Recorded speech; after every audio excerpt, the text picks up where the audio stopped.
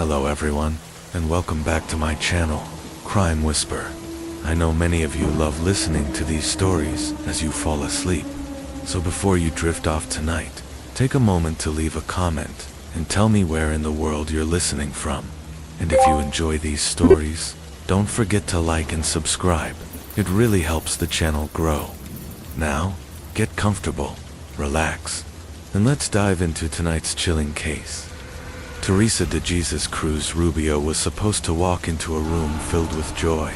A surprise birthday party was waiting for her, balloons gently swaying, a cake ready to be lit, and her family hiding behind furniture, whispering excitedly, ready to yell happy birthday. But Teresa never came. Calls went unanswered. Minutes became hours, and what started as mild worry turned into gut-wrenching panic. Her sister finally decided to drive to Teresa's home, hoping for something simple, maybe a dead phone battery or a forgotten appointment. But what she found inside was something no one should ever see. The air was still. The silence was heavy. Then she saw it. Teresa's body. Her head had been severed. It was hidden beneath a blanket, as if someone had tried to hide the horror. Blood splattered the walls, soaked the floor, and stained what should have been a safe home. When police arrived, they discovered multiple stab wounds across Teresa's abdomen, chest, and arms, clear signs of a violent struggle. The house was quiet, except for one eerie detail, the sound of running water. The shower was still on. In the sink lay a blood-stained kitchen knife, the murder weapon, left behind like an afterthought. Then came the 911 call, one that officers would never forget. The caller stated that a family member was inside the home, deceased, and that the victim's head had been cut off, said Sergeant Brian Hoskin of the Glendale Police Department. There was no forced entry. Teresa had let her killer in willingly, and that's because the killer was her own son, Alejandro David Gonzalez. Just 24 hours out of jail, he had murdered the woman who gave him life. Glendale, Arizona, was a peaceful suburb, not the kind of place anyone expected to hear about such a nightmare. Neighbors were left in disbelief. How could a son do something so monstrous to his own mother? Alejandro was 25, unemployed, and consumed by drugs and anger. His mother had always tried to save him, but his life had spiraled too far out of control. The warning signs had been there: violent outbursts, erratic behavior, a growing darkness that no one could seem to reach. This wasn't his first brush with the law. Back in 2021, he attacked a police officer at a Circle K, punching him so hard that it chipped the officer's tooth. He served time for that assault, but prison didn't change him. Days before the murder, he was arrested again, this time for smashing a gas station window. Then, a day before the killing, he walked out of jail a free man. On September 26, 2024, Teresa picked him up herself. Like any loving mother, she believed he could change. She took him to lunch, brought him home, and gave him yet another chance, a chance that would cost her life. No one knows what triggered the attack inside that house, but what we do know is that it was brutal. She was stabbed repeatedly, her abdomen, chest, arms, and finally, in a horrific act of rage, he decapitated her. Afterward, Alejandro took her burgundy GMC Yukon and drove off as if nothing had happened. A neighbor's ring camera caught the vehicle leaving the house. Police tracked him down quickly. When they found him, his clothes were soaked in blood and his arms covered in cuts. There was no question, he was the killer. Inside the interrogation room, Alejandro lied. He claimed some mysterious man had committed the murder.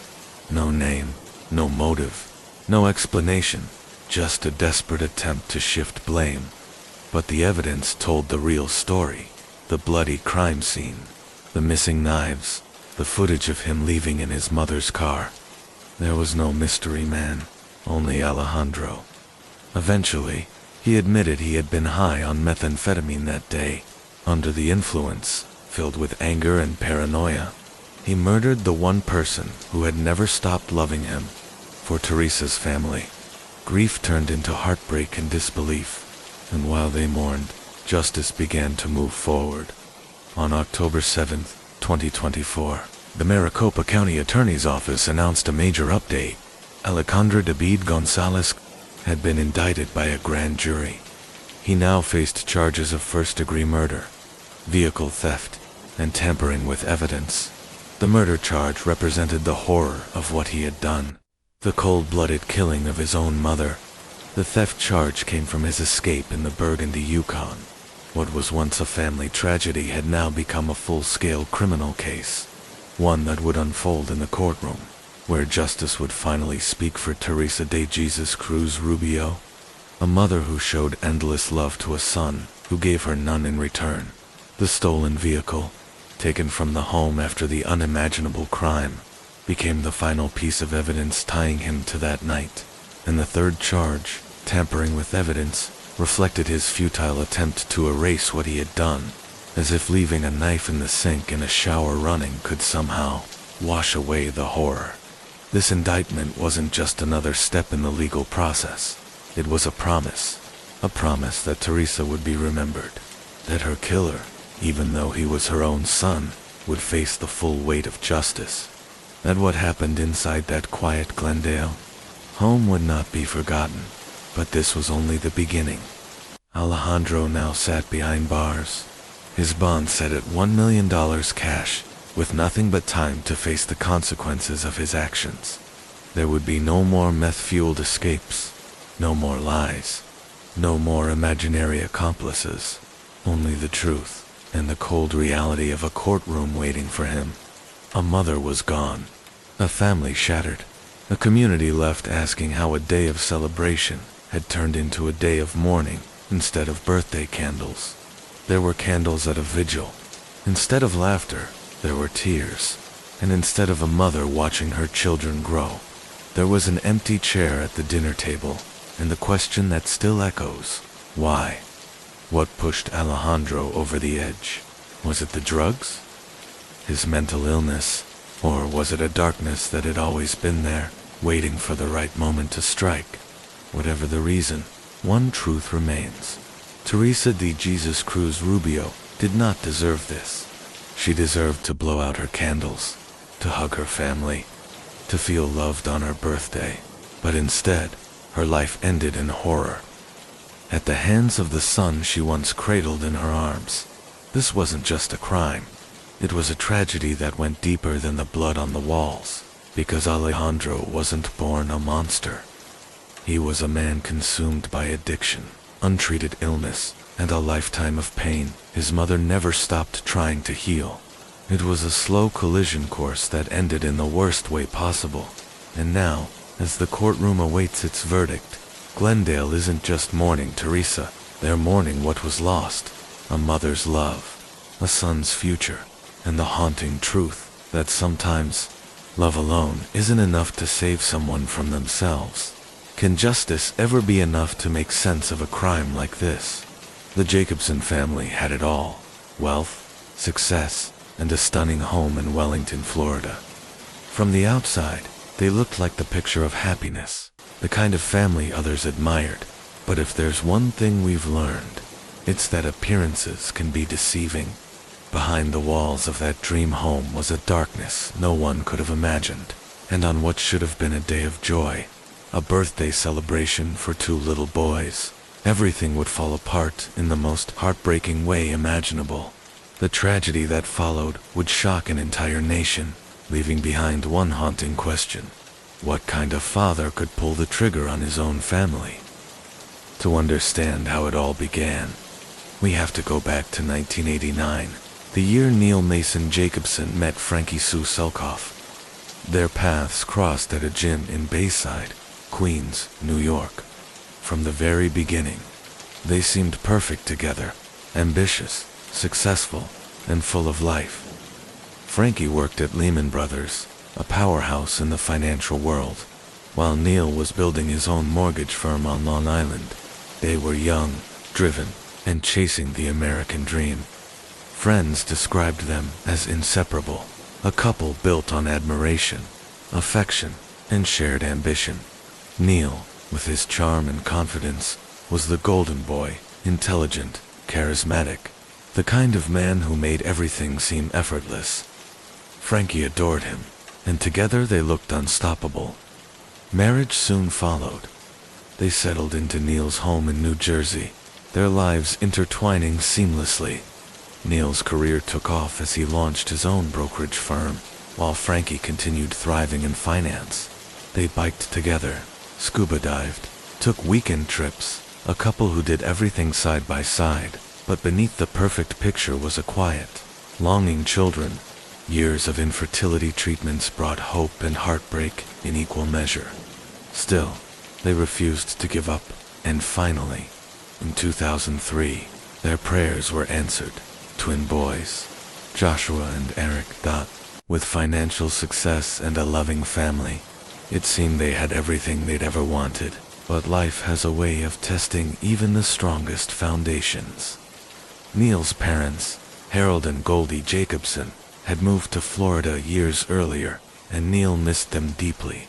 Then in 2005, tragedy struck. Harold was diagnosed with cancer. Unable to travel, his condition worsened quickly. For Neil, being so far away became unbearable. So, without hesitation, he decided to move his family to Florida to be closer to his parents. Even before the move, he had started investing heavily in Florida real estate, pre-construction condos, one after another. It became an obsession, a sign of both his ambition and perhaps something darker beginning to grow beneath the surface. Neil's real estate empire was expanding fast, but so were his debts. He was overextending himself financially, yet the lure of Florida's booming market was too strong to resist. Frankie, ever the voice of reason, tried to warn him. She questioned the practicality of his growing list of investments, but Neil wouldn't listen. His mind was made up, and there was no changing it. As the properties piled up, so did the pressure to relocate. Neil began urging Frankie to move to Florida permanently, but she resisted. She loved their home in New Jersey, the stability, the neighborhood, the life they'd built together. Still, the numbers didn't lie. The mortgage on their New Jersey home had become unbearable. Bit by bit, the financial strain pushed Frankie into a corner. With no other choice, she finally agreed to the move. And so, the Jacobsons left behind their life in New Jersey, settling in sunny Florida to start what they hoped would be a new beginning. But that new beginning never came. Neil had planned to sell their New Jersey house before the move, but the market was sluggish. Instead, he listed it for rent, hoping it would at least bring in a little income.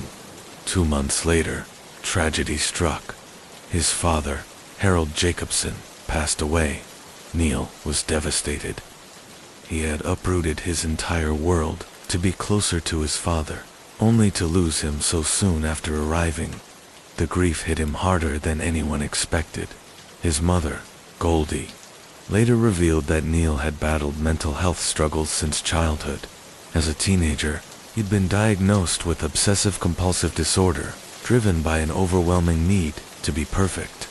That perfectionism followed him into adulthood, and with it, a constant undercurrent of anxiety. Then came the Great Recession, and with it, the collapse of everything he had worked for as a mortgage broker. Neil watched helplessly as Florida's housing market crumbled.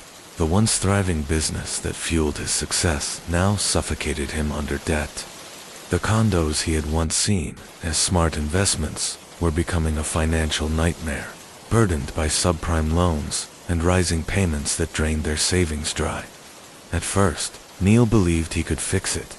He had always been the man who found a way, but this time, no amount of confidence or quick thinking could stop the walls from closing in. By 2007, they were drowning in 4 mortgages. Frankie tried to hold the family together, but the stress was unbearable. Bills piled up. Debt collectors began calling. Their savings were evaporating. Neil grew desperate, chasing after risky investments, taking out loans, and selling what little they had left, each decision only digging them deeper into the hole. Eventually, there was nothing left to give. Exhausted and defeated, Frankie made the painful decision to stop paying the mortgages on their Florida condos. It felt like giving up, but they had no other choice. By 2008, the stress had begun taking a physical toll on Neil. At first, it was small things: fatigue, headaches, a strange heaviness that lingered no matter how much he rested. Then came the dizziness, the confusion, the sense that his body was shutting down. He went to the doctor. Blood tests showed elevated hormone levels, but no clear reason why. As the weeks passed, Neil's condition worsened. He became withdrawn, detached from reality. Doctors diagnosed him with depression and transient peripheral vertigo, a condition that explained the dizziness, but not the darkness consuming his mind.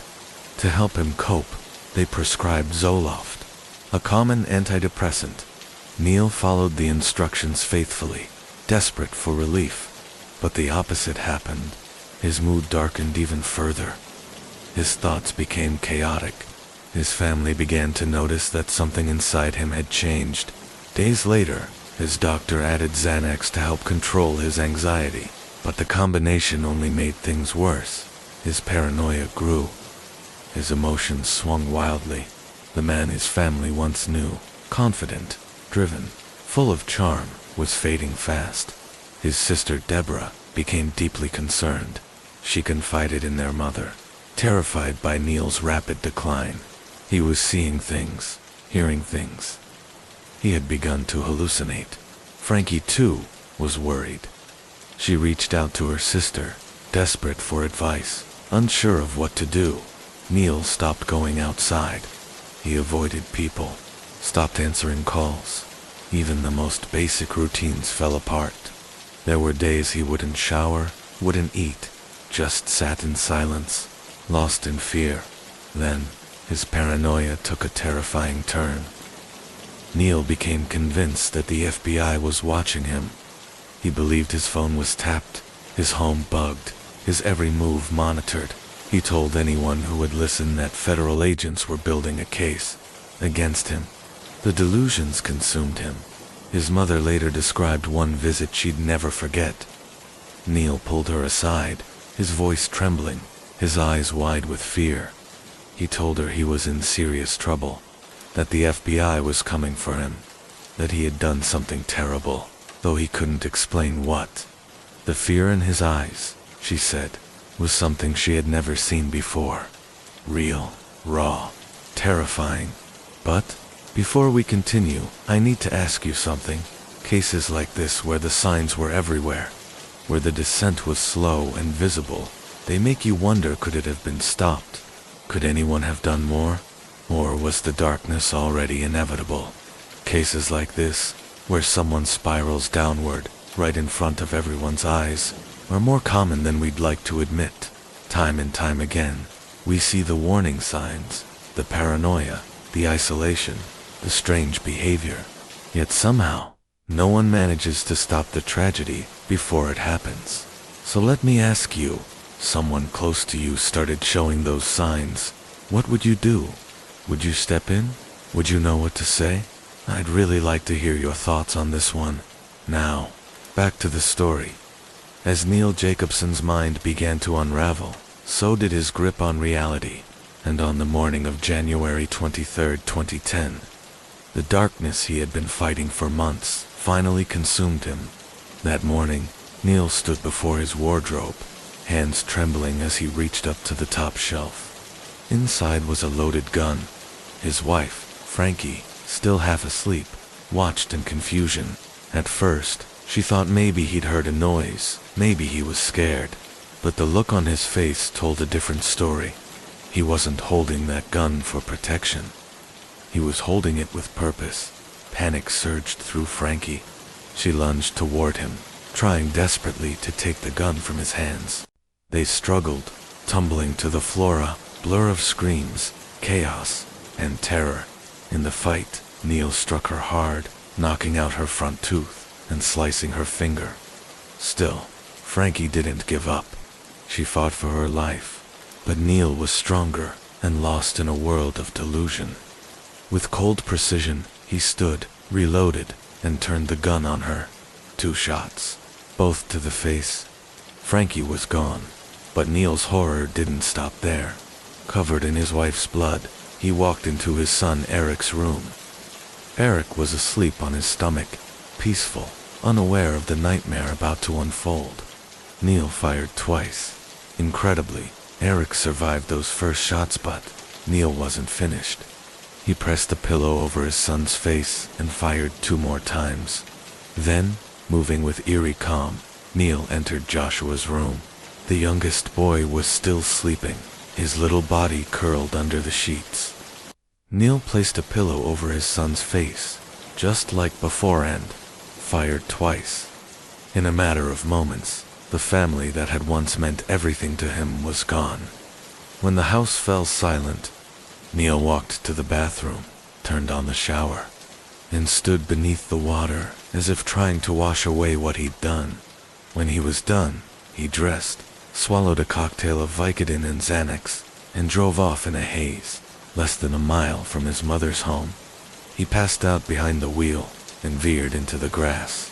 Later, police would learn that Neil had planned to kill his mother, Goldie, before taking his own life. In his twisted logic, he told investigators that he wanted to go to heaven to be with his father, but couldn't bear to leave his mother alone, so he thought he'd take her with him.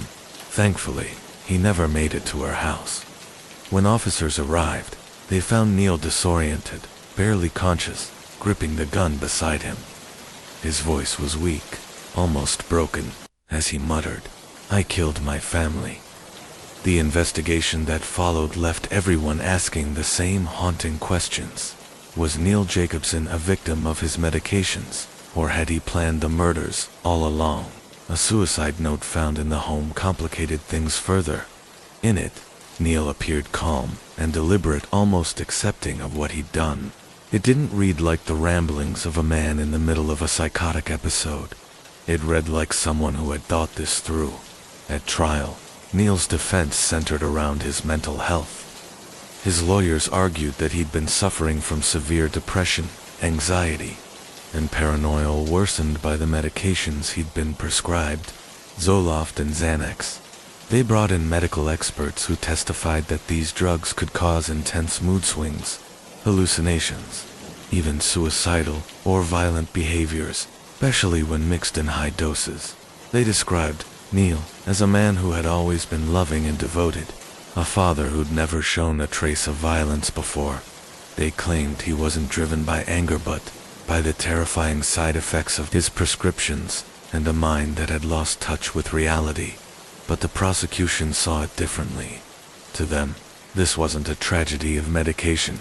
It was a case of cold, deliberate control.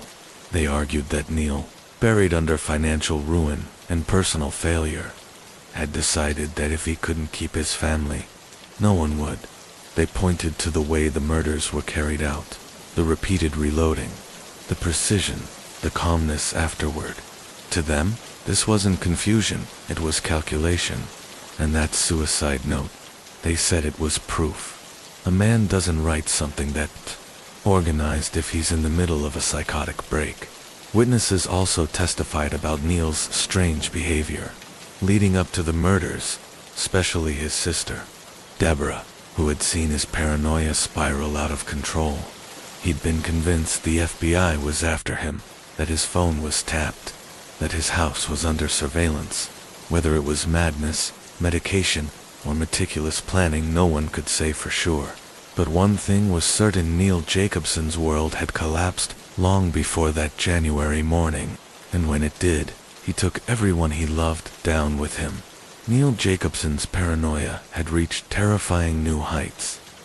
He was convinced the FBI was coming to arrest him.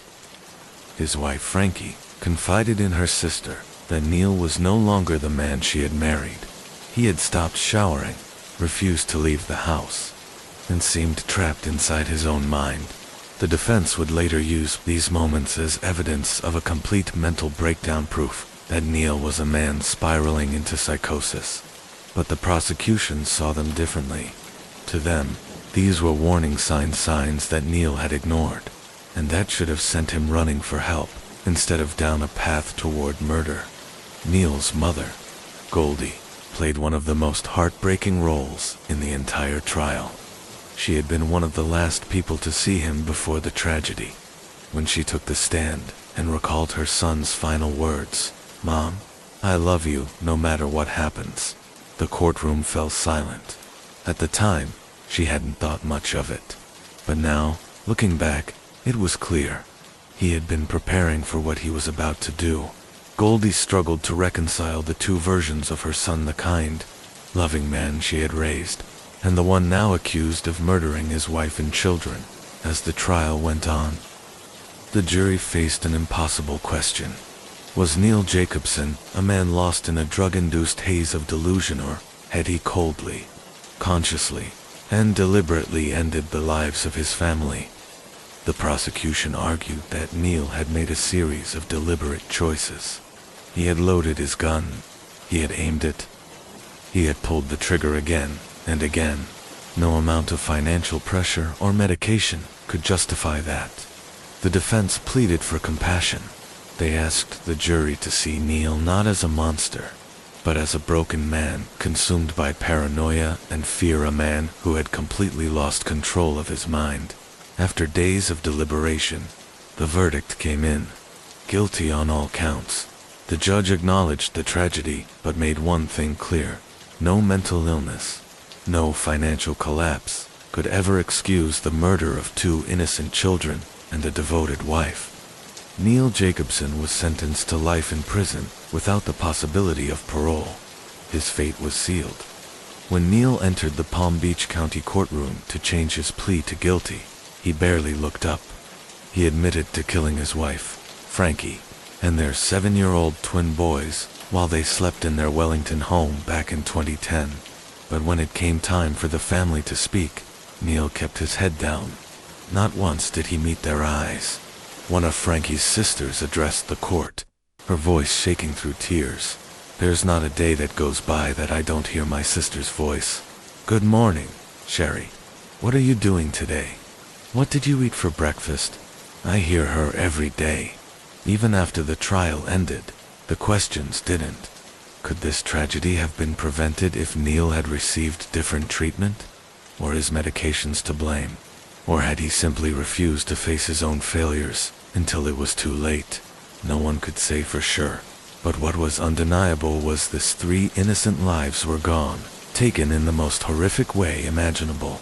And no verdict, no explanation, would ever bring them back. Sometimes, the real danger isn't outside your home. It's sitting right across the dinner table. On the night of November 26, 2001, a quiet evening in Cantonment, Florida, turned into a scene of horror. A frantic 911 call sent firefighters racing to a burning home. They expected to find a tragic accident, maybe a desperate attempt to escape the flames. But what they found inside was far darker. Lying on the living room floor was 40-year-old Terry King. His body was twisted unnaturally, his skull shattered beyond recognition. The fire wasn't the cause of death, it was the cover-up. Terry King had been murdered. At first, investigators believed his 2 sons, 13-year-old Derek and 12-year-old Alex, had been kidnapped, or worse, trapped in the blaze. But hours later, when the boys were found nearby, what they said left authorities stunned. They calmly confessed. They had crept into their father's room as he slept, swung a baseball bat, and beat him to death. Then, they set the house on fire to hide what they had done. Their explanation seemed simple. They said their father was too strict, too many rules, too much discipline. But something about their story felt rehearsed. And soon, their version began to change. The boys claimed they hadn't acted alone. They introduced a new Nemariki Chavez, a 40-year-old family friend. According to them, Chavez had manipulated them, convinced them to kill their father, and afterward, took them in washing their clothes, hiding them, and coaching them on what to say. But when detectives pressed for details, the story shifted again. Now, Derek and Alex said they hadn't killed their father at all. They claimed Chavez had done it. Tan forced them to take the blame. Each new confession contradicted the last, and investigators struggled to tell truth from lie. Then came a revelation that made the entire case even darker. Alex revealed that his relationship with Ricky Chavez wasn't just friendship. According to him, Chavez had manipulated him into believing they were in love. A grown man and a 12-year-old boy. The more police learned, the more twisted the case became. Were these two boys cold-blooded killers rebelling against a strict father? Or had they been victims themselves, controlled and used by a man with sinister intentions? And a mountain of conflicting confessions that didn't seem to make sense no matter which way you looked at them. When detectives questioned Ricky Chavez, he denied everything. He claimed he had nothing to do with Terry's murder, that the boys had simply shown up at his house in the middle of the night, terrified and covered in blood. According to Chavez, they told him what they'd done, and out of panic, he helped them wash up and burn their clothes. He said he was only trying to protect them from the police. But investigators weren't buying it. Why? They wondered. Would an innocent man destroy evidence of a murder he supposedly had no part in? It didn't help that when officers first arrived at Chavez's home, he had locked Derek and Alex inside his trailer, refusing to let police speak to them alone. He had even told the boys exactly what to say, to claim their father had been abusive, and that the murder was an act of self-defense. That's when detectives began to suspect that Chavez had far more control over them than anyone initially realized. The boys' interviews revealed a disturbing pattern of manipulation. Alex, especially, was fragile and easily influenced. In one of his written notes, he described Ricky as the only person who really loved me. He wrote that Ricky told him their relationship was special, that it was something pure. Investigators were horrified. What they saw wasn't love. It was grooming. Forensic evidence only complicated matters. There were no fingerprints on the baseball bat, except Derek's, and both boys had traces of gasoline on their clothing, suggesting they were involved in setting the fire. But prosecutors also found letters, gifts, and drawings exchanged between Alex and Chavez, proof of the unhealthy bond that had formed. The case split the public in two. Some saw Derek and Alex as monsters' children who had brutally murdered their own father.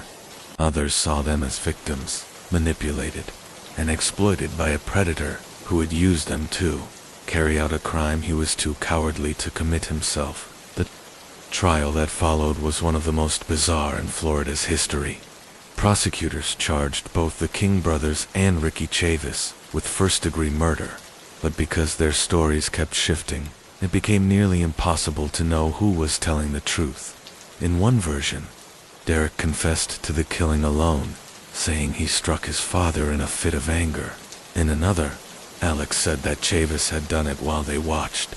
Then, under pressure, the boys recanted again, claiming they had lied to protect Ricky. At one point, even the judge admitted the case had become a legal circus. The defense argued that Chavez had brainwashed the boys, turning them against their father. The prosecution countered that while Chavez was undoubtedly a predator, it was Derek who had delivered the fatal blows. In the end, the jury convicted Ricky Chavez of being an accessory after the fact, for hiding the boys and destroying evidence, but they couldn't prove he had participated in the actual murder. He walked away with a short sentence. The King brothers' cases were separated. Derek, 13 years old at the time of the killing, was convicted of second-degree murder and sentenced to 8 years in juvenile detention. Alex, who was just 12, received a similar sentence for arson and accessory charges. 8 years later, both boys were released, but the scars of what happened that night would never heal. Terry King's murder became a tragic symbol of how neglect, manipulation, and desperation can intertwine into something unspeakable. Two boys who had once cried for their father's love ended up taking his life. And behind it all stood a man, Ricky Chavez, whose influence would forever stain every memory they had of childhood. Even today, years after the case closed, people still debate what really happened in that burning house. Were Derek and Alex King cold-blooded killers, or the youngest victims of Ricky Chavez evil, and a defense riddled with inconsistencies built on the words of too young. Confused boys. Alex was the first to take the stand, his trembling voice recounting a chilling version of events. On the night of the murder, he claimed, Ricky Chavez had crept into their home while their father slept. He and Derek, startled awake, were told to wait in Chavez's car. Minutes later, Chavez emerged, calm and composed, telling them it was over. Their father was gone. He said he had done it for them, that Terry would have never allowed them to live with him otherwise. If he hadn't acted first, Chavez warned, their father would have hurt them instead. As Alex's words filled the courtroom, Derek backed his brother's story, tearful and trembling. He described how Chavez had promised them a new life, a home where they would be loved, free, and cared for. But the more he spoke, the more it became clear how deeply manipulated he had been. His voice broke under the weight of emotions no child his age should have to carry. The prosecution pointed out the contradictions in their story. When first arrested, both boys had confessed to the crime themselves, giving graphic details about how their father was killed, details only someone present could know. Now, they claimed they had been outside during the attack. The defense tried to reconcile this, arguing that the boys' earlier confessions were coerced, made under fear and confusion. But to the jury, the inconsistency cast a long shadow. After careful deliberation, the jury reached a decision. However, the verdict was sealed until a second trial, the one where the King brothers themselves would face the same charge. When that day came, the two young defendants sat side by side, dressed neatly, trying to appear calm, but their faces told a different story: fear, guilt, and disbelief. The prosecution argued that Alex had been driven by resentment toward his father, fueled by his infatuation with Ricky Chavez. They presented letters found during the investigation, one of which read, "My life used to be cloudy before. I made friends with Rick. My ultimate goal in life now is to share my life with someone else's. Before I met Rick, I was straight, but now I am gay." Those letters, the prosecution argued, revealed just how deep Chavez's influence went. A manipulation so powerful that it pushed Alex toward murder. The defense countered by painting Chavez as a manipulative predator who preyed on two emotionally fragile boys. He had given them gifts, let them drink and smoke, and whispered lies about their father being evil. He had made himself their savior, and then abandoned them to face the consequences. The jury weighed the conflicting stories carefully. Could two children, barely teenagers, really carry out such a brutal crime on their own? Or were they just pawns in a sick game orchestrated by a man who knew exactly how to control them? In the end, the verdict came quickly.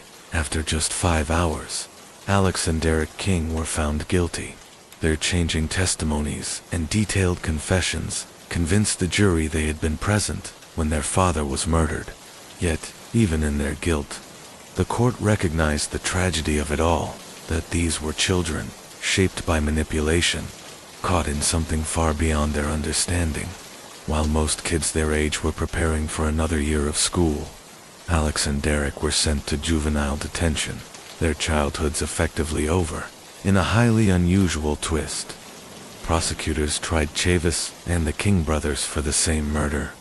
Despite the letters, the grooming, and his attempt to cover up the crime, Chavez was acquitted. The brothers, however, were convicted of second-degree murder on September 6, 2002. But the saga didn't end there. The judge later overturned their convictions, citing due process violations, rather than endure another trial. Both sides reached a plea deal. Derek pleaded guilty to third-degree murder and received 8 years. Alex got 7. Even then, the question lingered: had justice really been served?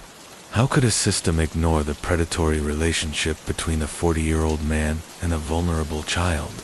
After the trials faded from headlines, the King brothers continued to capture public sympathy. Journalist Catherine Medico, who had initially covered the case professionally, found herself emotionally drawn to Alex. Their correspondence turned into a bond that felt almost maternal, and she wasn't the only one. Across the country, people were outraged by how the system had treated the boys. Their anger turned into action, and in 2003, the King Brothers Trust was founded by Lisa Drew Alton, aiming to support Derek and Alex once they were released. Among the many supporters was Dan Daly, a widowed writer from Texas. After joining an online discussion about the case, Lisa encouraged him to send Derek books in prison. What began as a simple act of kindness grew into a heartfelt connection when Derek sent him a handwritten thank you letter, one that would change both of their lives. That letter marked the beginning of an unlikely friendship. Over time, they exchanged letters often, and Daly even made the long drive to Florida multiple times to visit Derek behind bars. What struck him most was the boy's honesty, how Derek spoke openly about his guilt, never trying to excuse it. For Daly, this bond wasn't about the media attention surrounding the case. It was about helping a lost young life find direction after tragedy. As Alex and Derek grew up behind prison walls, these unexpected supporters stood by them from the outside. But one question always lingered: were these boys truly worth saving? Would they come out as changed men, or as hardened criminals like so many before them? When Alex King was finally released, he didn't dwell on the past. At 19, just a year and a half out of prison, he appeared determined to leave the darkness behind. He had built a life he once thought impossible, surrounded by a family that accepted him as their own. Prison had changed him, but deep down, he admitted to feeling emotionally numb for years, detached from reality. That numbness led to a reckless mistake, one that nearly cost him his freedom all over again. In April 2005, with 3 years left on his sentence, Alex and another inmate tried to escape. Their plan was clumsy at best, stuffing their beds to look like they were still asleep, then sneaking into a classroom to crawl through the ceiling. But the attempt failed before it even began. They were caught and dragged back to their cells, facing harsh punishment. Alex was arrested on new charges and suddenly looking at another 15 years behind bars. That's when Catherine Medico rushed to see him. She was devastated, but when she tried to comfort him, Alex brushed her off, saying she wasn't his mother. Catherine refused to accept that. To her, Alex was her child, no different from her own. Something in him changed after that moment. The next letter she received was signed simply, "Love, your son." From that day forward, he never called her anything else. Derek was released at 20 years old in 2009, after serving 7 years. Alex got out a year earlier, at 18, but freedom didn't guarantee peace. Alex King's life had always been extraordinary, from a chaotic childhood to a nationally televised murder trial. His past followed him everywhere, like a shadow he could never shake. And now, at just 35 years old, his story had come to a heartbreaking end. For years, Alex battled drug addiction, a fight that, according to his uncle Greg King, consumed him completely. The last time Greg saw him was 5 years ago in Pensacola. He'd begged Alex to check into rehab, but Alex couldn't handle confinement again, whether it was prison walls or strict rehab rules. He always found a way to escape. On April 14th, Alex was found unresponsive in Missoula, Montana, after a drug overdose. Doctors at Providence St. Patrick Hospital fought to save him, but the damage was too severe. It wasn't the first time either. He'd overdosed several times in recent weeks. The doctor who treated him even recognized his face. This time, however, Alex's heart gave out, despite the hospital staff's desperate attempts to revive him.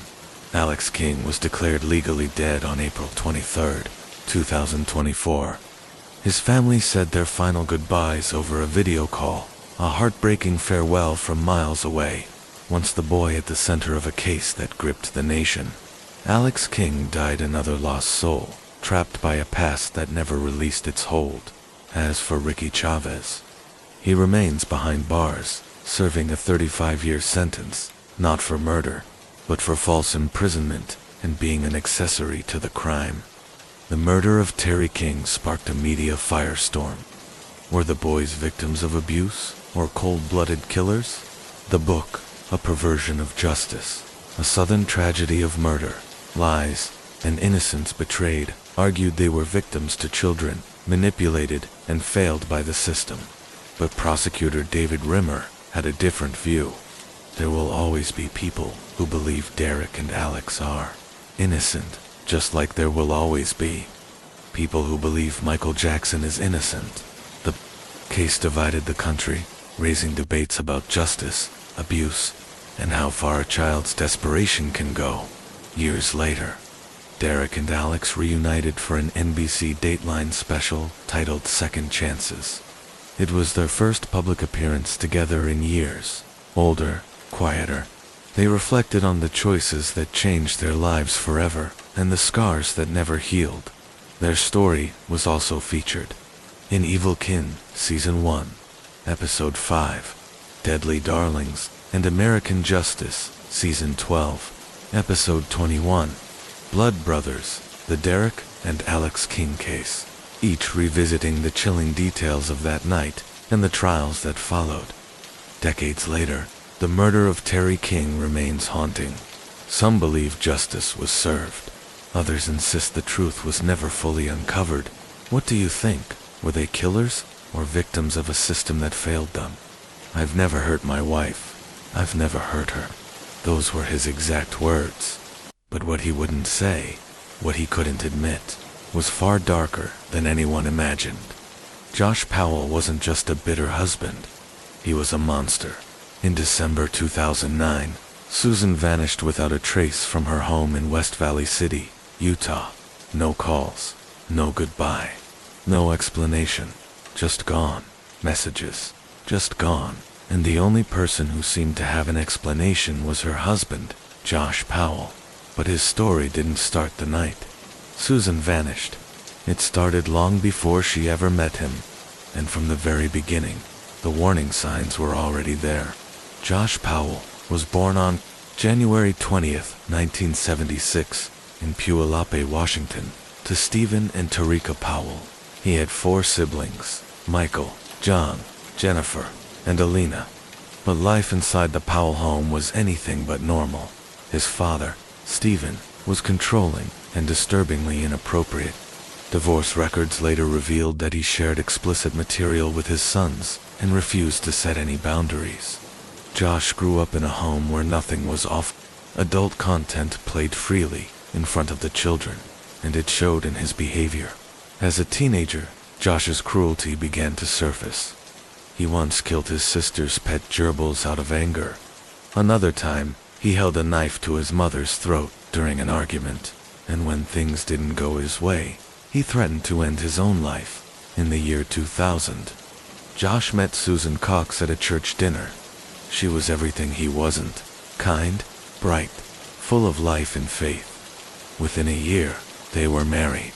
But Susan had no idea what she was walking into. For a time, they lived with Josh's father, Stephen, in Washington. That's when things took a dark and disturbing turn. Stephen became obsessed with Susan. He followed her around with a camcorder, spied on her using a small mirror while she was in the bathroom, stole her underwear from the laundry, read her personal journals, and even posted love songs about her online under a fake name.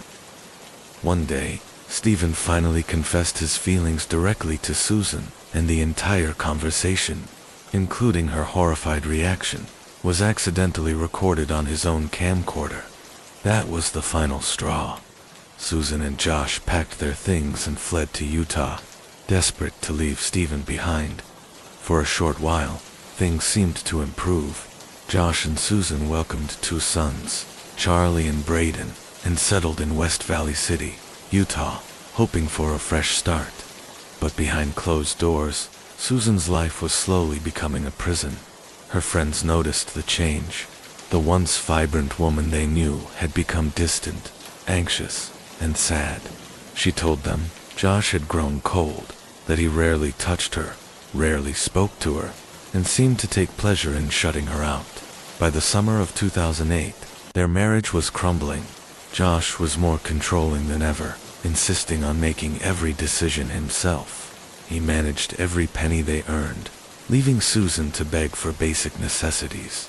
He cut grocery money, refused to buy her clothes, and demanded she account for every dollar spent, while freely wasting thousands on himself. Even transportation became another form of control. They owned 2 vehicles, but Josh insisted that the family car was his alone. He forced Susan to ride a bike to work, no matter the weather, no matter how tired she was. He also began pulling away from their shared faith, once active members of the Church of Jesus Christ of Latter-day Saints. Josh now mocked Susan's beliefs, refused to attend services, and discouraged her from participating. But the worst betrayal was his ongoing loyalty to his father, the same man who had harassed and stalked Susan. Despite her pleas, Josh continued to speak to Stephen, and even allowed their young sons to visit him. By 2007, Josh was drowning in debt, over $200,000. The financial pressure only deepened the cracks in their marriage. Susan, realizing how unsafe her life had become, started documenting everything in 2008. She recorded a video of damage in their home, pointing to Josh as the cause. And that same year, she secretly wrote a will, one that would send chills down the spine of investigators later. It read, "If I die, it may not be an accident, even if it looks like one." A year later, she would vanish without a trace. Not long after, investigators interviewed her oldest son, Charlie. What he said was both haunting and heartbreaking. Double quotes. "Charlie, has anybody talked to you about your mom?" "No. She got lost somewhere." "Tell me about your mom getting lost." "I can't, John knows. We can't talk about Susan or camping. I always keep things a secret." On Sunday, December 6, 2009, everything seemed normal, at least from the outside. That morning, Susan, Charlie, and Braden attended church, like usual. Susan smiled, chatted with friends, and doted on her boys. No one suspected anything. Later that afternoon, a neighbor stopped by for a short visit. It seemed like any other Sunday, but when that neighbor left, Susan was never seen again. By the next morning, December 7th, alarm bells were ringing. Susan didn't show up to work. She hadn't called in sick, hadn't requested time off, nothing. The boys' babysitter noticed something was off too. Josh never dropped them off, which was completely unlike him. Calls went unanswered. Hours passed. Worry turned into panic. Josh's mother, Terica, and his estranged sister, Jennifer Graves, rushed to the house after hearing the news. The doors were locked, the curtains drawn, no movement inside. They knocked and called out, but the silence was chilling. Panicked, they called the police. When officers arrived, they forced their way in, fearing a carbon monoxide leak or some other emergency. What they found was strange. The house was empty. Susan's purse, wallet, and ID were all still there. Her phone was later found inside the family's Chrysler Town and Country minivan, powered off. There were no signs of a struggle, but something caught the officers' attention immediately. To box fans blowing air toward a damp patch on the living room couch. It didn't make sense, and it didn't feel right. Hours later, around 5 p.m., Josh finally arrived home with Charlie and Braden. Police brought him in for questioning immediately. His story: he claimed that sometime after midnight, in the freezing hours of December 7th, he decided to take his 2 sons, ages 4 and 2, on a last-minute camping trip. Inconclusive. Whatever evidence had once been there was long gone. But investigators were certain now. The Powell family knew far more than they were letting on. Despite the mounting suspicion, Josh remained free. Without Susan's body, prosecutors didn't have enough to charge him. And as months turned into years, the case grew colder, at least on paper, but the tension around the Powells only grew darker in September 2011. Stephen Powell was finally arrested, not for murder, but for voyeurism and child pornography. During the search of his home, police uncovered thousands of disturbing images and videos, many of which focused on Susan and young neighborhood children. It was the final confirmation of just how twisted Josh's upbringing had been. Stephen was later sentenced to prison, but the damage had already been done by then. Josh's behavior had become increasingly erratic. He was fighting for custody of his sons, Charlie and Braden, who had been placed with Susan's parents, Chuck and Judy Cox. The boys were thriving with their grandparents, going to school, making friends, and, little by little, beginning to talk more about their mother. And what they said terrified everyone. Charlie told his counselor, "My mom was in the trunk. My dad told me she's dead." Braden, the younger one, drew a picture, a house, smoke, and people inside. When asked what it was, he said softly, "That's my house. Daddy's house. It's where everybody got hurt." Despite these alarming signs, a court temporarily allowed Josh to have supervised visitation.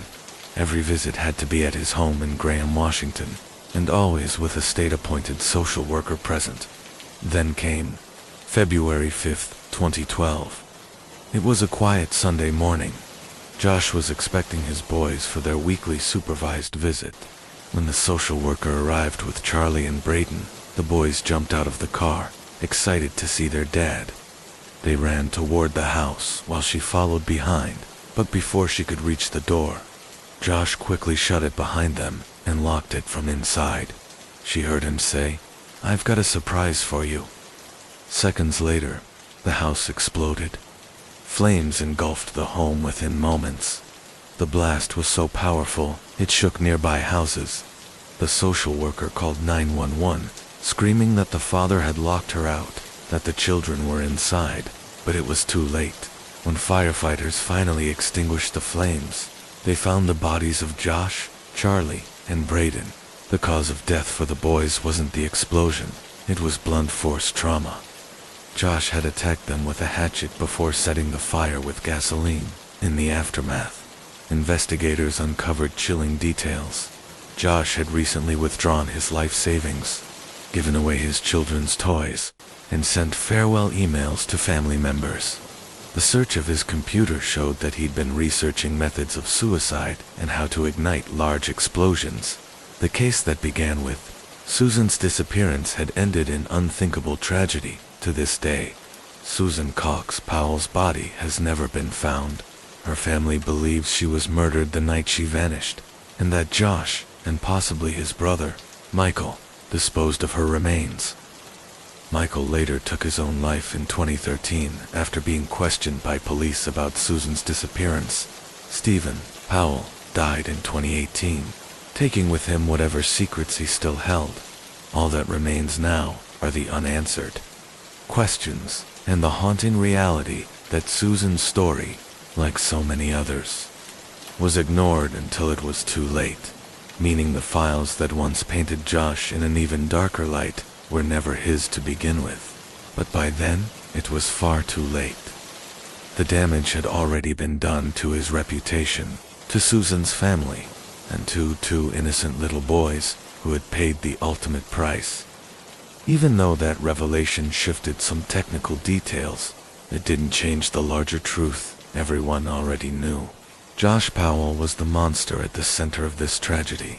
The final years of the investigation brought more pain than progress. Detectives continued to follow every lead, from anonymous tips to possible burial sites, but each time, they came up empty. Susan's disappearance remained one of the most haunting unsolved cases in modern American crime history. In 2018, Stephen Powell, the patriarch whose obsession had poisoned generations, died after serving time for voyeurism and child pornography.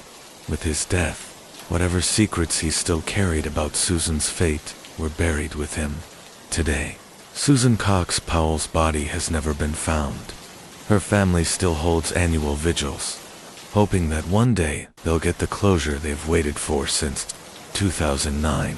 The Powell case stands as one of the most chilling reminders of how deep manipulation, control, and obsession can run inside a family, and how many warnings can be missed before it's too late. As Crime Whisper might put it, in the end, the truth didn't vanish with Susan. It was always there, buried under lies, denial, and fear. But unlike her, those lies will never rest in peace. Attempt to justify something far more sinister. When detectives dug deeper, the story Katie told began to unravel. Friends and classmates of Austin painted a very different picture, one of a young man full of potential, excited about his future. He had been talking about applying to college, getting his driver's license, and even saving up for his own apartment. Nothing about him suggested he was suicidal. In fact, just days before his death, he had been joking online with friends about turning 18. Investigators later found disturbing evidence that the so-called suicide pact may have existed only in Katie's mind. Search history on her phone revealed chilling phrases like, "How to kill someone quickly," "How long does it take to bleed out," and "painless ways to die." Even more haunting was a handwritten note she left behind, where she referred to her son as her purpose and said she couldn't live in a world where he didn't need her anymore. In court documents, detectives described Katie as delusional and dangerously possessive. She wasn't helping her son. She was keeping him prisoner in her own world, terrified of losing control. And when she realized he was ready to grow up and move on, she decided if she couldn't keep him, no one could. When the autopsy results came back, they confirmed what officers had already suspected. Austin's wounds showed clear signs of struggle. He had tried to fight her off, but the attack had been swift, violent, and fatal. Katie Lee was charged with open murder and remains behind bars awaiting trial. Her defense claims she suffered from severe mental illness, but prosecutors argue that what happened inside that apartment wasn't an episode. It was a choice. Neighbors at Bay Point Apartments still talk about that night, about the eerie calm that hung over the building after the sirens faded, about the boy who was supposed to turn 18 the next day, but never got the chance. And in the end, you're left asking the same question detectives did. Was this the act of a mother driven mad by love, or a monster hiding behind the word mom? Or was the answer something even more terrifying? A descent into mental illness so deep that logic and love became twisted beyond recognition. Could it be that Katie Lee wasn't driven by greed or hatred, but by a fractured mind that convinced her she was saving her son rather than killing him? Investigators are still trying to piece that puzzle together. Was she suffering from depression, delusional thinking, or perhaps a shared psychosis? The kind where one person's distorted beliefs infect another's. There's no clear evidence yet, but it's a theory that haunts this case. Because when a mother turns on her own child, it's not just a crime, it's the collapse of something sacred. And whether it was madness, manipulation, or malice that pushed her to do it, one thing is certain: Austin Picard will never turn 18, and the question of why may never truly be answered. Or was the answer something even darker, something rooted deep within the human mind? Was this the result of a mental breakdown so severe that Katie Lee lost touch with reality entirely? Investigators can't say for sure, but it's a question that lingers over this case like a shadow. Did she truly believe she was helping her son? Was she trapped in a delusion where death seemed like mercy? Or was this a twisted act of control, the final, desperate attempt of a mother who couldn't bear to let her child go? Detectives and psychologists alike are still trying to untangle her motives. But one thing is painfully clear: this wasn't a momentary lapse in judgment. This was the total collapse of a bond that should have been unbreakable. A mother's love turned lethal, and perhaps that's what makes this case so haunting. There's no clear villain to point at, no stranger lurking in the shadows. It's a story about love gone wrong, about fear, obsession, and the dark corners of the human mind where reason no longer exists. As the legal proceedings move forward, Katie Lee remains behind bars, awaiting a trial that will determine not just her guilt, but her sanity, whether she acted out of delusion, desperation, or something far more sinister. The outcome will never change the truth. Austin Pickard is gone, a bright, gentle boy who loved science and dreamed of the stars, silenced forever by the one person who was supposed to protect him. And that's the tragedy of this case, because no matter how many theories surface, no matter what the jury decides, the why may never truly be answered. But what we do know paints a picture of an ordinary family living a simple yet peaceful life. The Elliots weren't rich, powerful, or famous, just everyday people trying to make ends meet, holding on to the little joys that made life worth living. They were the kind of family that waved to their neighbors, kept their lawn tidy, and celebrated birthdays with homemade cake and laughter echoing through the house. On the surface, everything seemed normal, but behind that quiet, picture-perfect life, something sinister was waiting to shatter it all, because what happened next wasn't just tragic, it was pure horror. A night that began like any other would soon turn into something straight out of a nightmare. And for the Elliot family, it was the night their world ended. But what we do know paints a picture of an ordinary family living a simple, peaceful life. The Elliots weren't wealthy, powerful, or remarkable in any way. They were just a normal family, trying to get by and find happiness in the everyday moments. They were the kind of people who waved at neighbors, hosted small backyard barbecues, and spent quiet evenings together, watching TV or helping the kids with homework. Nothing about them hinted at the horror that was waiting just around the corner. From the outside, their lives seemed perfectly ordinary, almost boring in their simplicity. But what no one could have imagined was that behind those closed doors, their story was about to become one of the most haunting and brutal tragedies the community would ever witness. Because what happened to the Elliot family wasn't just a crime, it was cruelty beyond comprehension, a nightmare that would echo for decades, leaving scars no amount of justice could ever heal. Fulfilled life. Carl Elliot and his wife Lisa had built a quiet but happy world together, one centered around love, hard work, and family. Their story began like many others in small-town America, two people falling in love, building a home, and dreaming of a future filled with promise. They welcomed their first child, a daughter named Felicia, followed a year later by their son, Gregory. Carl was known around Dalton, Arkansas, as a man who never stopped working. By day, he repaired cars as a mechanic, and by night, he built and fixed whatever the townsfolk needed as a carpenter. He did it all for one reason: to give his wife and kids the best life possible. The Elliots' home sat on a modest stretch of land in Dalton, a small, tight-knit rural town where everyone knew everyone else, and neighbors still waved from their porches. Behind their house stood a mobile home belonging to Lisa's elderly parents. Both were in poor health, battling hearing loss and possible dementia, so Lisa and Carl made sure they were close enough to care for. Life wasn't luxurious, but it was good, peaceful, simple, and filled with love. But beneath Dalton's calm surface lurked a darker side. The lack of a strong police presence made the area an easy hideout for small-time drug dealers and criminals.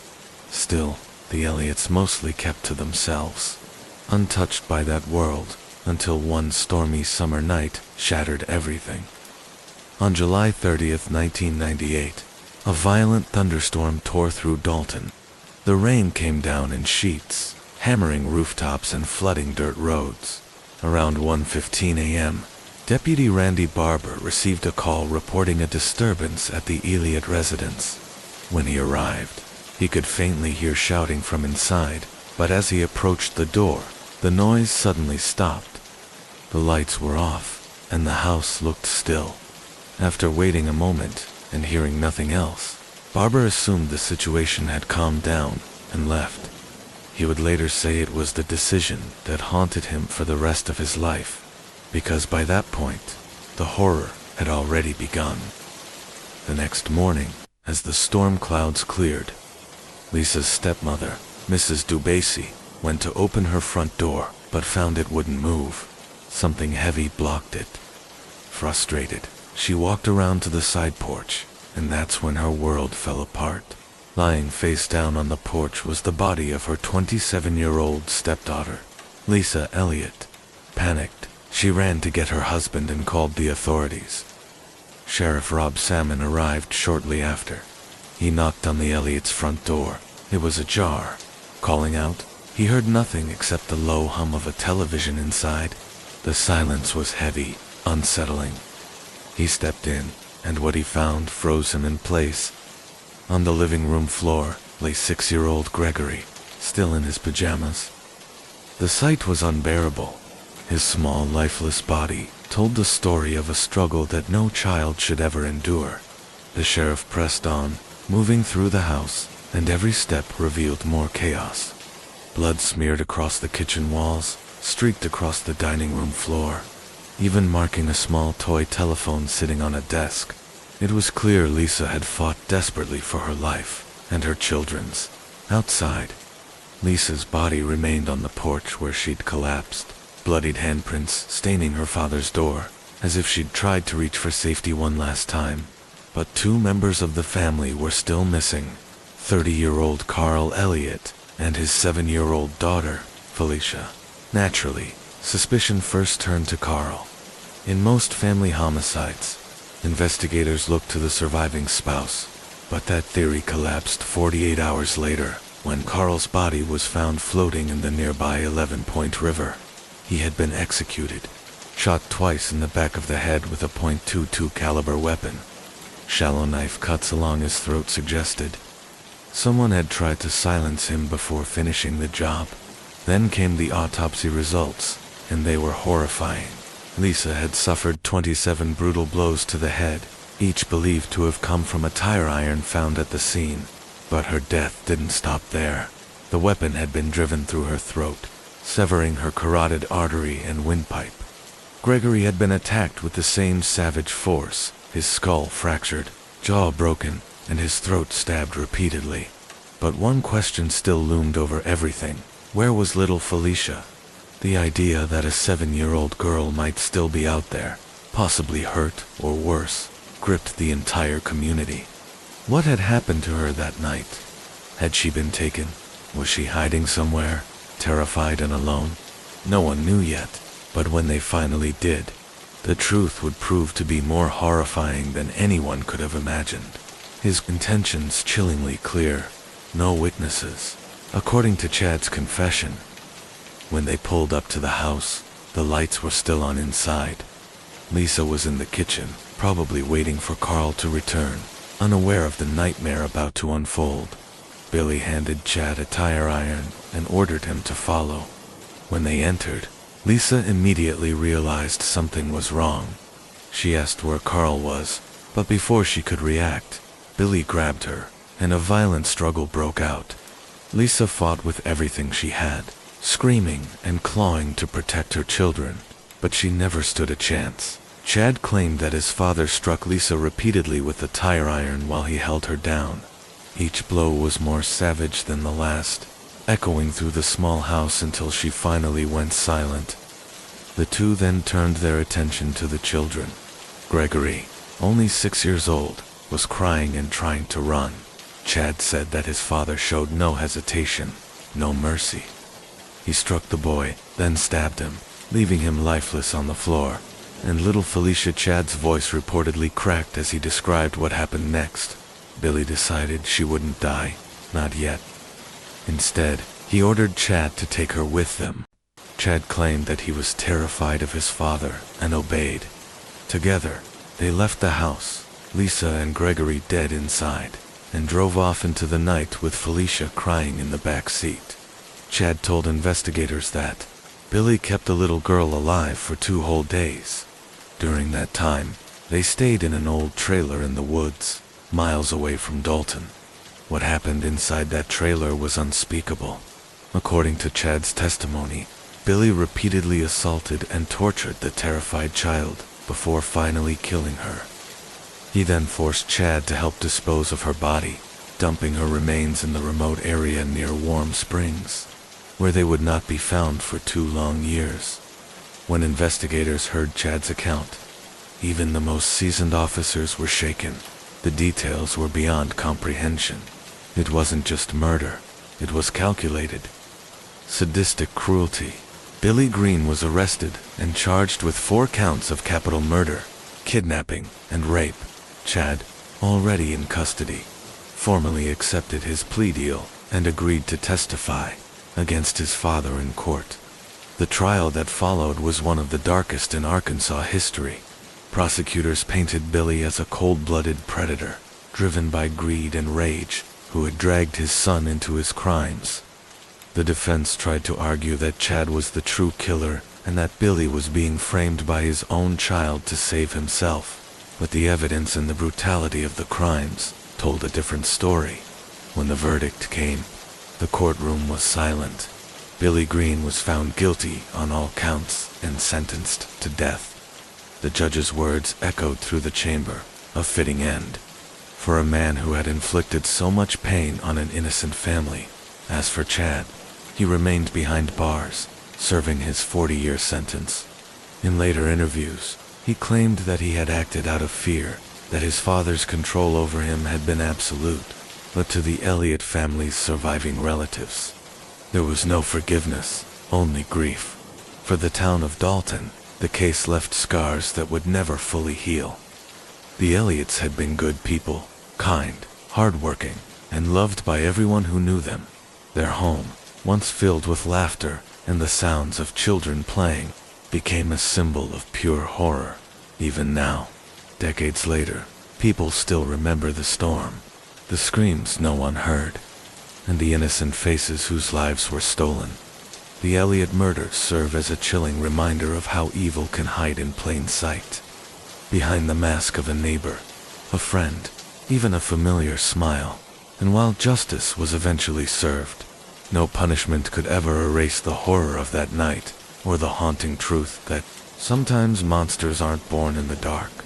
They're raised right next door. His son waited outside while he went into the house alone. Moments later, Chad heard several muffled gunshots. When Billy came back out, he was calm to command. His hands were covered in blood. Chad said his father told him, "It's done." They drove a short distance away, ditching Carl's car deep in the woods, and later returned to their home in Randolph County, as if nothing had happened. But the horror didn't end there. Days later, Billy allegedly forced Chad to go back to the Elliott home. The place was eerily silent, still soaked in the memory of that night. They cleaned up, trying to erase any trace of what had been done, but it was already far too late. What Billy didn't tell Chad at the time was that one person, little Felicia, had still been alive after the initial attack. Investigators later learned through Chad's testimony that Felicia had been taken from the house alive. Billy, enraged and paranoid, didn't want to leave a witness. Chad said he begged his father to let her go, but Billy refused. He claimed Billy drove the terrified 7-year-old deep into the woods near Warm Springs, the same place her remains would be found 2 years later. When police asked Chad if he knew exactly what happened to Felicia, he broke down. Through tears, he admitted that his father had killed her. He couldn't bring himself to say how. The details were almost too horrifying to process. Investigators confirmed enough through forensic evidence and witness testimony to finally arrest and charge both Billy and Chad Green for the murders of the Elliott family. The community that had waited years for answers could finally begin to understand the unimaginable cruelty behind the tragedy. In 2004, Chad Green was sentenced to 40 years in prison as part of his plea deal. His testimony would later help convict his father. Billy Green, the man who had terrorized his own community for years, was sentenced to death for the murders of Carl, Lisa, Gregory, and Felicia Elliott. But the legal battles didn't end there. Billy's conviction would later be overturned due to procedural errors, and for a time, it seemed like justice might slip away again. However, after years of appeals, In 2017, Billy Green was once again convicted, this time receiving 4 consecutive life sentences without the possibility of parole. The Elliott family, once an ordinary and peaceful household, had become the center of one of the most shocking and brutal crimes Arkansas had ever seen. Even now, decades later, people in the area still remember that little house on the edge of town, the one where laughter used to echo through the halls. And every July, when the cicadas sing and the air turns thick with summer heat, some locals say you can still feel a chill passing through the woods near Warm Springs, a whisper of the night the Elliots were silenced forever. Over the years, the memory of the Elliott murders became something of a ghost story in the community, not in the sense of superstition, but in the heavy way it lingered, refusing to fade. Parents warned their children never to wander too far into the woods, especially near Warm Springs. Hunters who passed through that area often described an unsettling quiet, as if the forest itself remembered. The townspeople never forgot Felicia, the little girl whose bright smile once lit up the schoolyard. Her empty desk stayed in her classroom for months after she disappeared. Teachers would place a small flower on it each year on the anniversary of her death. Some of her classmates, now adults, still visit her grave, a small, white stone carved with the words "Forever, our angel." For the investigators who worked the case, the Elliott family became a haunting reminder of why they do what they do. Detective Ray Johnson, one of the original officers, later said in an interview, "That case changed me. It took something out of me that I'll never get back." You see a lot in this line of work, but that one stays with you, always. The Greens' downfall also sent shockwaves through the criminal circles in the area. Billy's reputation as a man who couldn't be crossed turned into that of a coward, a father who dragged his own son into his darkness. Chad's decision to testify against his father divided people. Some saw it as redemption, others as betrayal. But for Chad himself, the reality was far simpler. He once told his attorney, "There's no forgiving what we did. I just didn't want him to get away with it." Inside prison, Chad reportedly keeps to himself, rarely speaking to anyone. Billy, on the other hand, remained defiant until the end of his appeals, insisting he was innocent despite the overwhelming evidence. His final public statement, given during a 2017 hearing, was chillingly void of remorse. "They made me a monster," he said, "but I didn't kill those people." But the truth, pieced together through testimony, evidence, and time, was undeniable. The Elliott family's story wasn't just a tragedy. It was a reminder of how greed, anger, and vengeance can turn a man into something unrecognizable. Today, the Elliott home no longer stands. It was torn down years ago, the ground reclaimed by weeds and silence. Only the foundation remains, cracked concrete beneath a tangle of wild grass. Those who visit say it feels wrong to stand there, as if the land itself is heavy with sorrow. Yet, amid all the darkness, there's one thing that endures: the community's memory of who the Elliots were, a loving family that didn't deserve what happened to them. Every year, a small candlelight vigil is held near where their home once stood. People gather, share stories, and promise to never forget, because for the people of Randolph County, the story of Carl, Lisa, Gregory, and Felicia Elliott isn't just another case file. It's a wound that time will never fully heal, and a reminder that sometimes the true monsters aren't the ones hiding in the woods, they're the ones living among us. He claimed that Chad had been the mastermind behind everything that Billy, had only helped clean up afterward out of fear for his son. Billy painted Chad as a violent, unpredictable man who had spiraled out of control after years of drug use and paranoia. It was a desperate attempt to save himself, but it only made the already disturbing case even more tangled. The courtroom became a battleground of conflicting stories.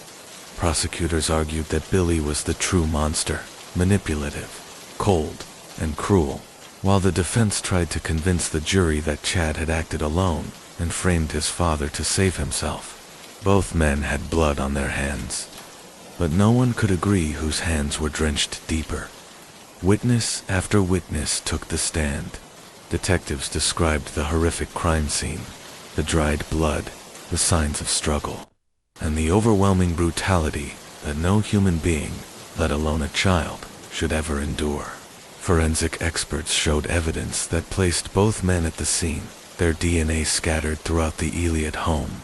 And Mary Green, Billy's ex-wife, once again testified, her voice trembling as she recounted what she'd been told years earlier, that both Billy and Chad were responsible.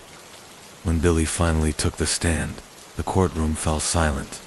He looked older, thinner, and tired, but his eyes were still hard, emotionless. He swore he hadn't killed anyone, insisting that Chad had done it all. He told the jury that Chad came home that night covered in blood, shaking, and said, "It's done." Billy claimed he helped dispose of the evidence only because he feared his son might kill him too. But the prosecution wasn't buying it. They showed the jury a chilling pattern of behavior, years of threats, violence, and intimidation that Billy had inflicted on his family and community. They painted a portrait of a man who thrived on control and fear. In the end, Billy's words did more harm than good.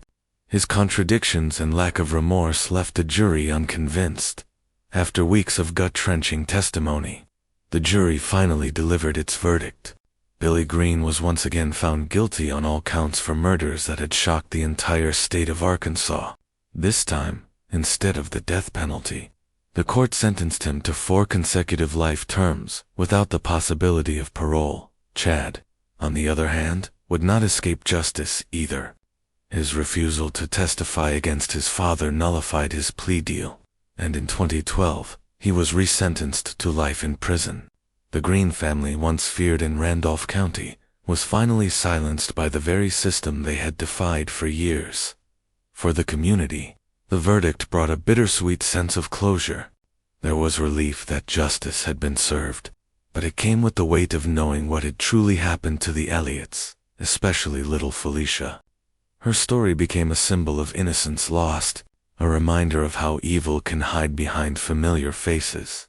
Today, more than 2 decades later, people still visit the small memorial site near Warm Springs where Felicia's remains were found. Locals often leave stuffed animals, flowers, and handwritten notes, small gestures that whisper, "We remember you." The Elliott murders remain one of the most haunting and heartbreaking cases in Arkansas history, a case that revealed not just the brutality of 2 men, but the fragility of life, and the darkness that can grow when vengeance takes root in the human heart.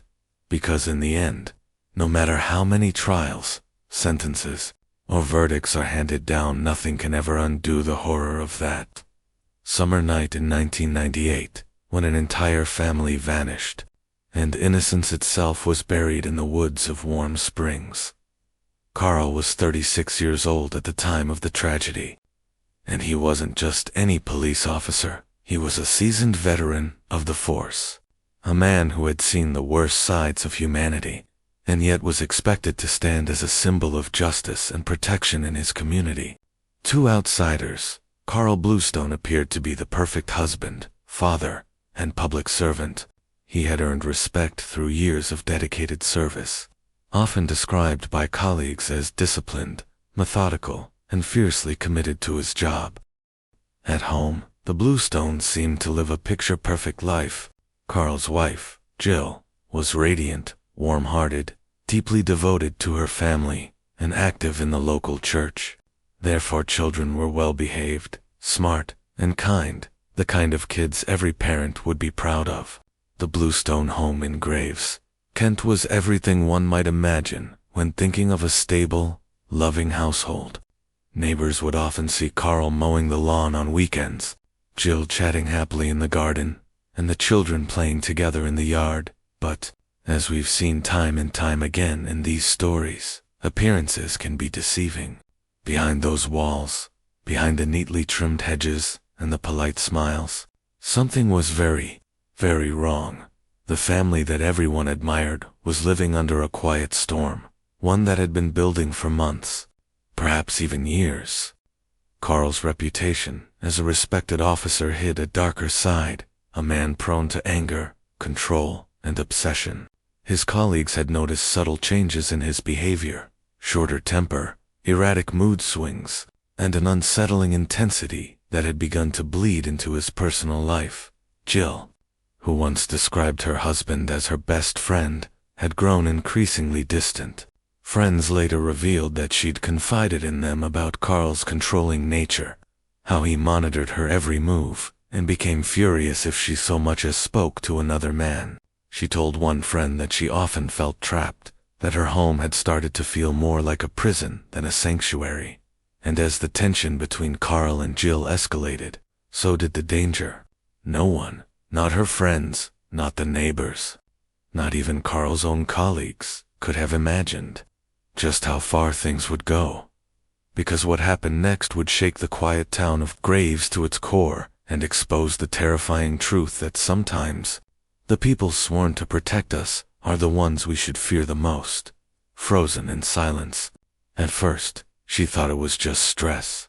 The job, the long hours, the pressure of raising 4 kids. She told herself it would pass, that the Carl she fell in love with was still in there somewhere. But as months turned into years, that man became harder and harder to find. Carl's anger wasn't just about losing his temper anymore.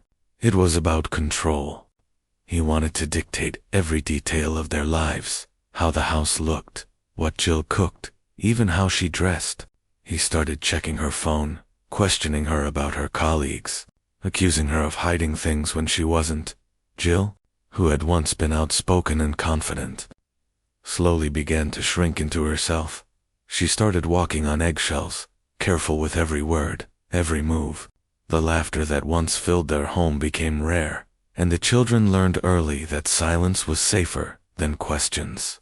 Even small things, a misplaced shoe, a delay in dinner, could trigger Carl's fury. Behind the closed doors of their beautiful, tidy home in Kent, a cycle of emotional and psychological abuse had taken hold. Jill tried to hide it, even from her closest friends. Whenever someone asked how she was doing, she'd smile and say, "We're fine, just busy." But her eyes told a different story, one of exhaustion and fear. Carl's colleagues at the police force noticed changes too. The once cheerful and reliable officer had grown more withdrawn, more irritable. He was still professional, still sharp on duty, but there was a heaviness about him. Some assumed it was the stress of rural policing, but no one knew the darkness brewing in his home. By 2005, the situation had become unbearable. Jill was torn between protecting her children and the fear of what Carl might do if she tried to leave. And as often happens in stories like this, that fear, that silence would lead to a tragedy no one saw coming, truly began. The night that would forever change everything for the Elliot family had finally arrived. When Carl walked through the front door that evening, there was an eerie calm in the air, the kind that comes before a storm. Gil was in the kitchen, tidying up after dinner, while the children were already in bed. But something in Carl's demeanor was different. His voice was low, his eyes cold, and his movements deliberate. He didn't speak much, just moved around the house in silence. Watching Jill. Jill tried to keep her distance, sensing that something wasn't right. She asked him if he was okay, but Carl barely responded. Minutes later, an argument broke out, one that quickly spiraled out of control. Jill's decision to leave, her affair, his jealousy, his bruised pride, it all came crashing down at once. Neighbors would later recall hearing shouting, followed by a sudden, chilling silence. What happened next was beyond anyone's imagination. Carl, consumed by rage and betrayal, snapped completely. The man who had once sworn to protect and serve became the very monster he was trained to stop. He overpowered Jill in a fit of uncontrollable fury. What started as a heated confrontation turned into something far darker, a brutal act that would end in tragedy. And by the time it was over, the woman who had once been his partner his confidant. The mother of his children was gone. The house that had once echoed with laughter and love now stood in haunting silence. The lights inside flickered softly against the walls as Carl sat motionless, realizing the horror of what he'd done. It was the night everything ended, the night the perfect family image finally shattered, exposing the darkness that had been festering beneath for years. For several hours, Carl remained inside the house, pacing back and forth, his mind spiraling between panic and denial. He couldn't process what had just happened. One moment, he was shouting. The next, Jill was lying lifeless on the floor. He knelt beside her, shaking her shoulders, calling her name, begging her to wake up, but it was too late. The weight of what he'd done began to crush him. Here was a man who had spent his entire career upholding the law, now standing over the body of his wife, the very woman he had vowed to protect. His hands, the same hands that had once rescued victims and comforted the frightened, were now stained with guilt and irreversible sin. He didn't call for help. Instead, he sat there in silence, the ticking clock echoing through the house like a countdown to the inevitable. Eventually, reality hit him. The police would come, his colleagues, his friends, the entire world would know. In a frantic haze, Carl moved Jill's body to the garage. There, he sat again, frozen, staring at the rope he'd bought just the day before. He knew what he was going to do. Maybe it was guilt, maybe fear, or maybe he simply couldn't face the consequences. Whatever it was, Carl made his final decision that night. At around 3 a.m., neighbors reported hearing the faint sound of a garage door creaking open, followed by a heavy thud. No one thought much of it at the time, not until the following morning, when Jill didn't show up for work at Basildon Council. Her colleagues became concerned. She was never late, never missed a day without calling in. Repeated attempts to reach her went unanswered. One of her close friends decided to drive to the house. As she pulled up, she noticed Carl's car still in the driveway, unusual for a weekday morning. She knocked. No answer. Knocked again. Silence. Then, through a small window near the garage, she saw it, a glimpse of something she could never unsee. Within minutes, police were called. When officers entered the property, the scene that greeted them was devastating. Jill's body was found inside the house, and Carl, the decorated police officer, the respected father of 4, was found dead in the garage, having taken his own life. News spread across Kent like wildfire. The community was in disbelief. The same man who had dedicated years to protecting others had become both the killer and the victim of his own demons. Friends, neighbors, struggled to comprehend it. How could someone so admired, so disciplined, fall so far? And how could no one have seen the signs, the rage, the fear, the slow unraveling of a man in a marriage behind closed doors? In the days that followed, the Kent police issued a brief statement acknowledging the tragic deaths of Carl and Jill Elliott, but for the community, the questions lingered far longer than any official words could answer. What drives a person to such darkness? Could this tragedy have been prevented? And how many others, like Jill, are still trapped unseen and unheard behind the same kind of closed doors? To protect them, the tragedy didn't just expose one man's descent into darkness. It exposed the cracks in an entire system designed to prevent it. In the aftermath of the killings, Kent police came under intense public and media scrutiny. The community was outraged. How could 4 separate reports of abuse, with evidence, witnesses, and clear signs of escalation, be ignored? How could an experienced officer within their own ranks slip through every safety net? During the inquest, officials were forced to confront difficult questions. Internal records confirmed that multiple officers had attended the Elliott home over the years. Each time, they had documented domestic incidents, but failed to classify them as crimes. None of the officers were ever disciplined or retrained at the time. In fact, One senior officer admitted that the department had no consistent policy for handling cases involving their own colleagues. That meant Carla's badge had effectively shielded him from accountability. The coroner described the case as one of the most shocking and preventable tragedies he had ever reviewed. He stated plainly that systemic failures, from the initial police response to the CPS decisions, had left Jill and her children unprotected. Their deaths, he said, were not unforeseeable. They were the tragic result of repeated missed opportunities. The outrage didn't stop there. Domestic abuse advocates rallied outside the police station, holding signs that read "Justice for Jill" and "Protect the victims, not the abusers." Women's rights organizations demanded that police departments nationwide review how they handled domestic violence cases, especially those involving law enforcement officers. In response, Kent Police released a formal apology to Jill's surviving family. They acknowledged significant failings in the handling of her complaints and promised to implement major changes. This included mandatory domestic abuse training for all officers, improved risk assessment procedures, and stricter oversight when police employees were involved in domestic disputes. But for many, those promises came too late. Jill's family had lost everything.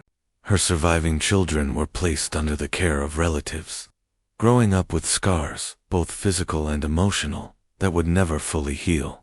Jessica, the brave little girl who had run for help that night, later told counselors that she could still hear her mother's screams in her dreams. Jack, who survived the brutal hammer attack, faced years of medical treatment and therapy to recover from his injuries. The case became a painful symbol of how domestic violence can hide in plain sight, even in the homes of those sworn to uphold the law. It was a reminder that abuse does not discriminate by profession, status, or appearance. Years later, when the story resurfaced in documentaries and true crime programs, it was no longer just about Carl and Jill Elliott. It had become a cautionary tale, one that pushed for reform, empathy, and awareness, because if there's one haunting truth this case left behind, it's that silence kills, and every time a cry for help goes unheard, another tragedy waits to happen. The inquest ultimately found that Carl Blue's violent behavior had gone unchecked for far too long, and that the heartbreaking tragedy could have been avoided if the right support and intervention had been in place. Time and time again, we hear stories just like this one, where the warning signs were there, flashing bright and clear, yet no one stepped in until it was too late. But this case feels especially devastating because Jill wasn't just fighting her abuser. She was fighting the very system that was meant to protect her. And in the end, that system failed her completely. As the rain softly taps against your window and the night settles in, thank you for spending your time here with me on Crime Whisper. These stories remind us of how fragile life can be, and how vital it is to stay aware, even as we find comfort in the stillness of the dark. Let the sound of the rain guide you toward rest. And until next time, stay safe, stay curious, and let the night keep its gentle watch over you.